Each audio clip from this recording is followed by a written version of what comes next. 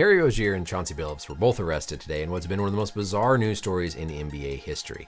Since part of this with Rozier, of course, stems from him allegedly faking an injury, I thought it'd be fun to go back and take a look at that game to see if we could find what exactly happened. Welcome back, everybody. I'm Dr. Brian Sutterer, and the goal in this channel is to teach more about the medical side of the sports world. So the story here, of course, is that on March 23rd, while Rozier was playing for the Hornets, he let people close to him know that he planned to leave the game early with an injury. Associates bet a couple $100,000 on his unders, and of course, all these prop bets hit, and the winnings were delivered to Rozier's home. This is what's alleged in this indictment. So let's go back to March 23rd, 2023. Let's see if we can find anything that might have happened or get any more insight on this alleged injury faking and what's going on. Terry Rozier played up until just under 3 minutes to go in the first quarter. Here he is making a drive.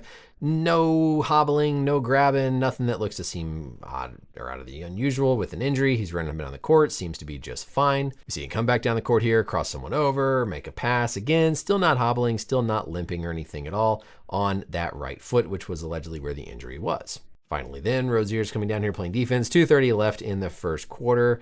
Don't see him grabbing at his foot, nothing, standing there seemingly pretty comfortable, walking back to the bench after a timeout. The official word from the Rockets in the second quarter was that Rozier was doubtful with foot discomfort. We can see him here sitting on the bench after he's come out of the game. This is with about 2:12 left in the first quarter. And you'd think if there was some foot soreness, maybe you'd be seeking medical help. You'd be having your athletic trainers evaluate you, looking at things, rubbing on your foot.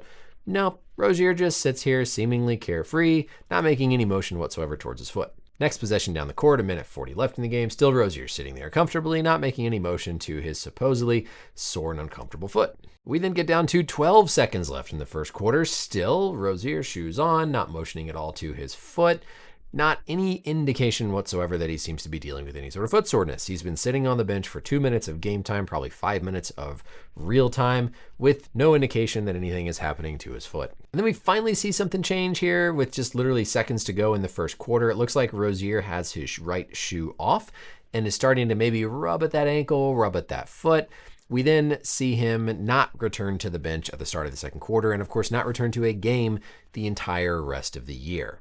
So, watching this back, absolutely nothing that I can point to and say, yep, this looks like a time when the foot might have been injured, and not even really any indication just from objectively watching him that he was having issues with his foot.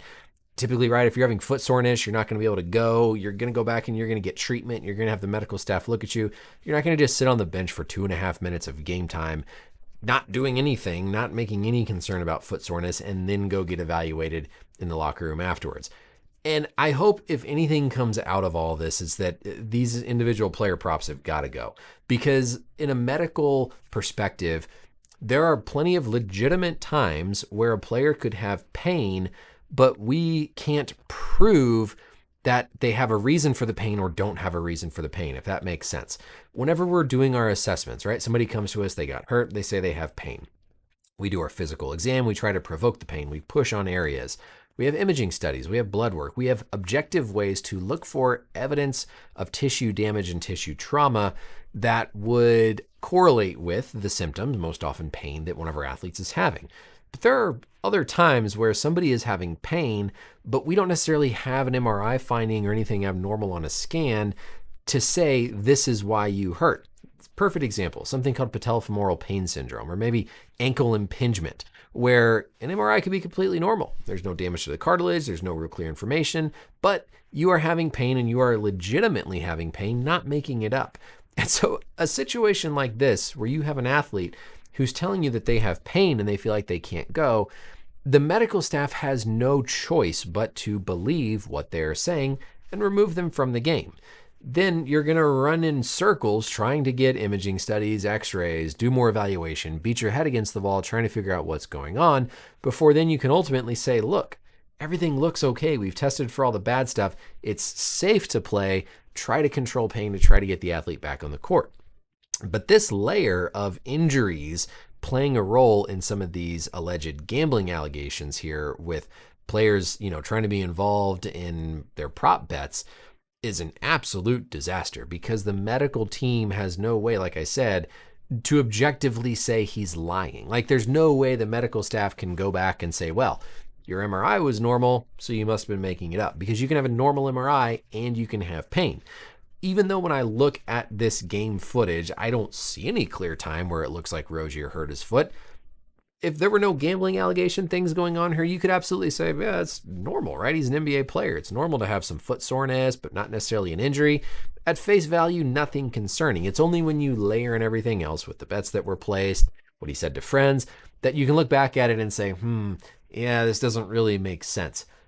But things going forward, this would be an easy place for players if they were wanting to do this to try and game the system, because the medical data that we have cannot prove if somebody is faking an injury, at least right away. We can do subsequent tests, find out that everything looks normal, and then reassure that there's nothing that we see harmful going on. But if a player has pain, you're not going to say, well, tough, suck it up and go play. You're going to take them at face value. You're going to keep them out if they can't safely go until you can prove that nothing bad and harmful is going on.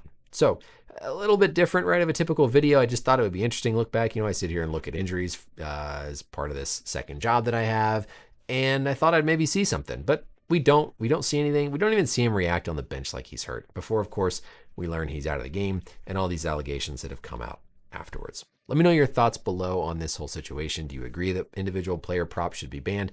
There's a reason I've never done gambling, sports betting company sponsors on this channel. I don't like it. I don't think that medical data, medical information have any role whatsoever in gambling because it is so just unpredictable. It's such a gray area. There's so much we don't know, and adding in this layer only makes it all worse.